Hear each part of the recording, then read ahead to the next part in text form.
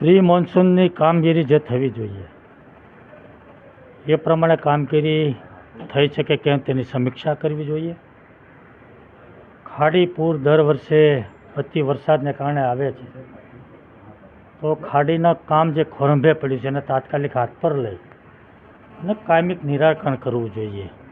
ખાડીની અંદર જે ગંદુ પાણી આવે છે એના કારણે જે ગંદકી અને મચ્છરોનો ત્રાસ, લોકો રહી શકે એવી પરિસ્થિતિમાં ખાડી વિસ્તારમાં નથી, એનું નિરાકરણ માટેની ચર્ચાઓ કરી છે.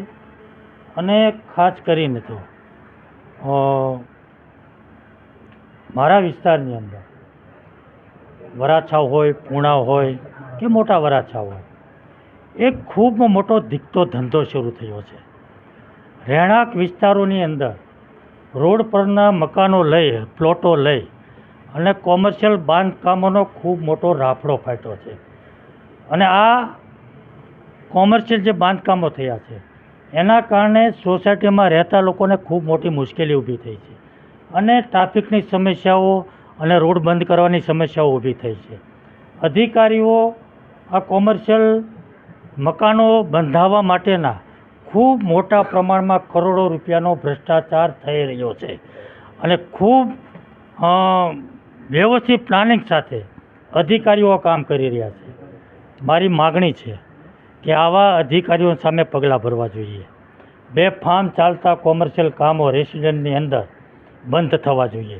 સણિયા વિસ્તારની અંદર કોટેજ ઇન્ડસ્ટ્રી પાસ થાય છે, મંજૂર થાય છે કોર્ટ એનો પ્લાન, પણ બેફામ જે કામ થાય છે એ કામની અંદર મને કોઈ વાંધો નથી, કામ થવું જોઈએ, ઇન્ડસ્ટ્રી થવી જોઈએ, રોજીરોટી લોકોને મળે, પરંતુ આ તમામ મકાનો ને પૈસા ભ્રષ્ટાચાર વગર કોઈ કામ થતું નથી.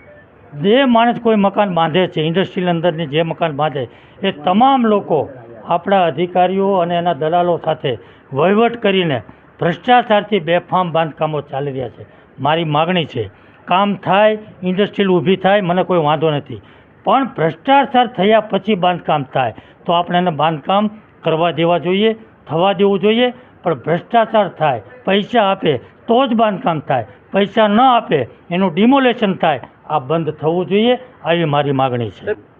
કમિશનરે આખી સમીક્ષા કરી છે, આખી ટીમ સાથે એની ટીમ સાથે સમીક્ષા કરી છે અને એમણે કીધું છે કે ચોમાસા પહેલાં જે કામગીરી થવી જોઈએ એ કોઈ પણ પ્રકારે, કોઈ પણ આયોજન કરીને, કોઈ પણ રીતે અમે એનું પૂર્ણ કરીશું એવી એમણે ખાતરી આપી છે.